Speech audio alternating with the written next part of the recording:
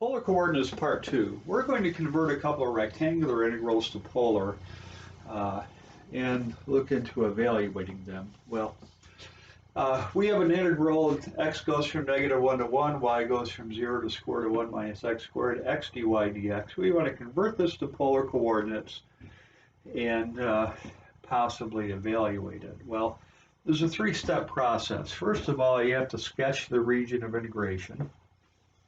There's no direct way of converting this to polar. You have to sketch the region. Y goes from 0 to square root of 1 minus x squared. That's a semicircle. You can square both sides, move that over there. You can see it's a semicircle of radius 1. And x goes from -1 to 1. If x went from 0 to 1, it would just simply be this first quadrant. So there's our region of integration right there. Number two, set up new limits. And so we're going to have double integral of theta goes from 0 to pi, and then r goes from 0 to 1. It's a common mistake to go from -1 to 1, but we only need to go from 0 to 1. We end up over here when theta goes from pi over 2 to pi. So, and then 3 we need to substitute. Well, first of all, dy dx becomes r dr d theta. That's the new area in polar coordinates. And this is something we may look at later. It's called the Jacobian.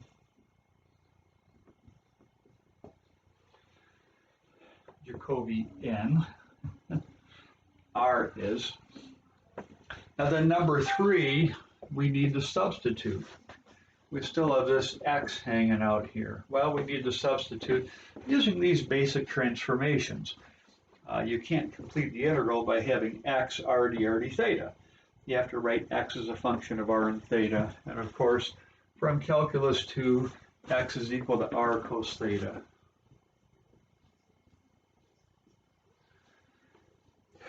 Okay, now comes the question of actually integrating this. Some of these integrals in rectangular coordinates can require trig substitution. This one wouldn't be so bad, actually. But if this were a y, for instance, it could be pretty, or if this were x squared, for instance, it would be pretty difficult. And we can bypass trig substitution quite often by switching to polar. Now, this isn't too difficult to integrate. Cosine is constant. We have to integrate r squared, and we get integral 0 to pi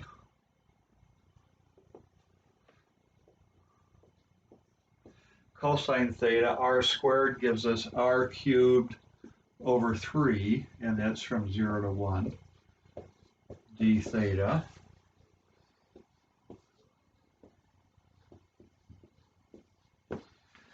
Now we plug in 1, plug in 0, we get 1/3. You can put that out front, d theta. Integral of cosine is sine. Oh, that's 0 to pi. Sorry about that. I just copied that over there. And then we end up with 1/3. Cosine theta is sine theta integrated 0 to pi. And we get 1/3 sine pi minus sine 0. Okay, sine pi is 0, sine 0 is 0, and we get 1/3 of 0 or 0. Okay. That's not surprising. We're integrating x dA. Keep in mind what that region was. And x is positive over here and negative over here. It cancels out. We have this interesting symmetric integral. We could have predicted that answer of 0 right from the get-go. So,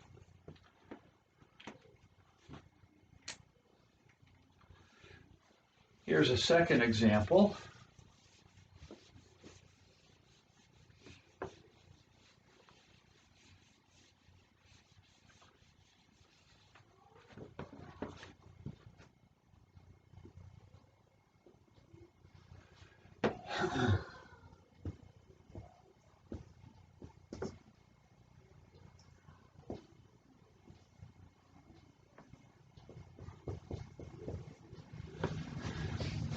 looks similar except for we have square root of x minus x squared instead of 1 minus x squared.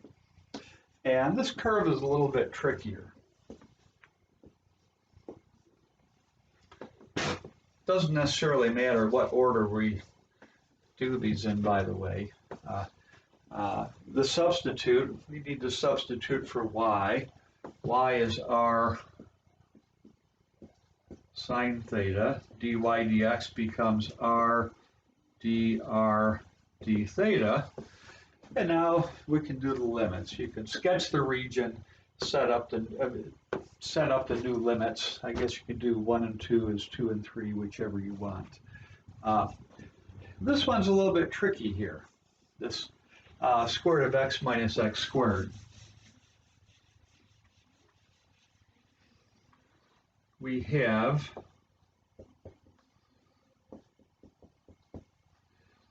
y squared equals x minus x squared. X squared minus x plus y squared equals 0. Move everything over here. Now to complete the square, you have to divide 1 by 2 and square it. So you have to end up adding a quarter to both sides.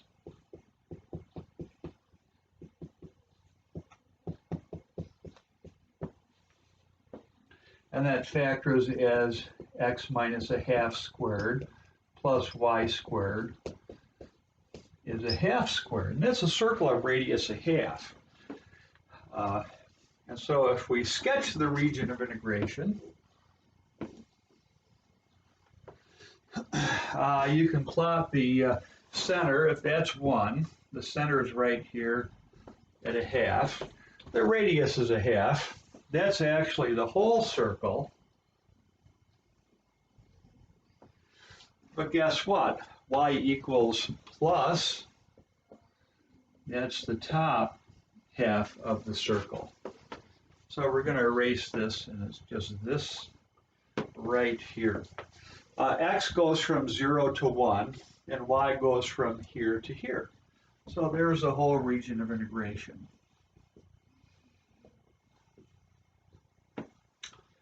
Now, converting to polar, you can't just set up the limits like we did for those simple circle problems. A little more complicated here. Yeah. For one thing, you may predict what theta will do, but r is going to vary, actually. If you make an expanded view of this picture, we have this semicircle, and what happens is, if you were to think of this integration process like this, how far r goes depends on theta. Okay, here r goes all the way out here. Here r just goes up a little bit. So we have to take this curve and figure out what r is as a function of theta. Well, we have this function, y equals square root of x minus x squared. You can square both sides. It gives you x squared plus y squared equals x. Use these transformations, and we get r squared equals x is r cosine theta. Divide by r, and you get r equals cosine theta. That's the missing function.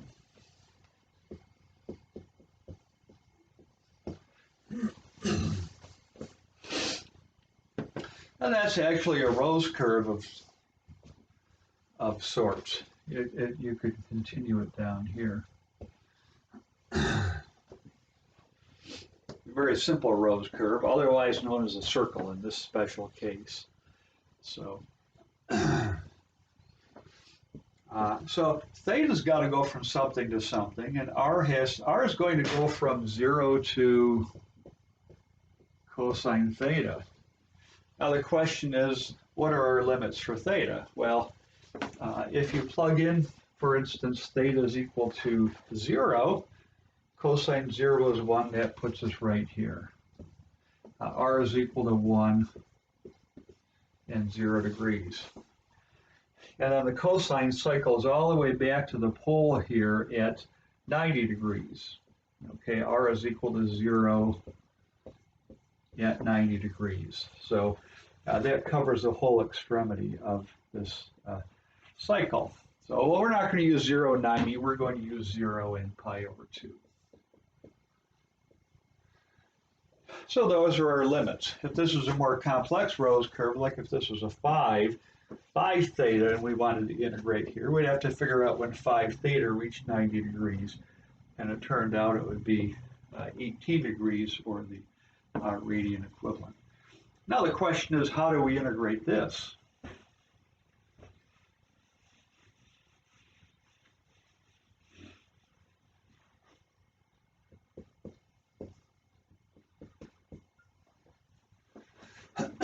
Well, sine is constant. We have to integrate r.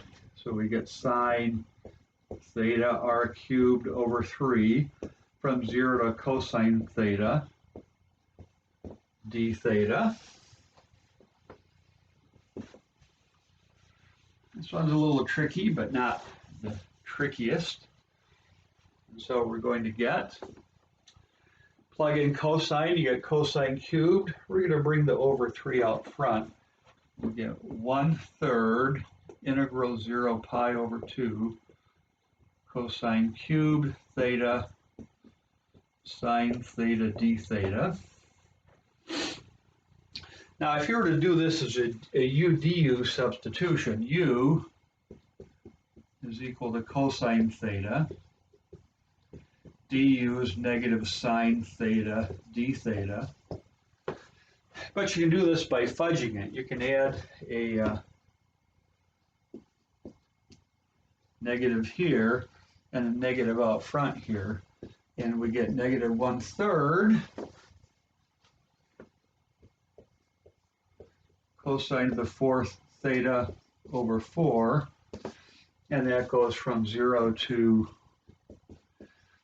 pi over 2. If you don't feel confident doing that, just go ahead and do the u substitution. So there's u, there's du. So it becomes u to the 4th over 4, still have the minus 1/3 here. And so we get minus 1/12, plug in pi over 2, cosine squared pi over 2. Now let me bring that down below here where we have a little bit more room. And so we get minus 1/12, that's cosine to the 4th pi over 2 minus cosine to the 4th 0. This goes to 0, that's just 1. And so it becomes negative 1 times negative 1/12. And we get 1/12 for the final answer. So that's two integrals converted to polar coordinates. So there are a couple in your packet that are somewhat similar to that.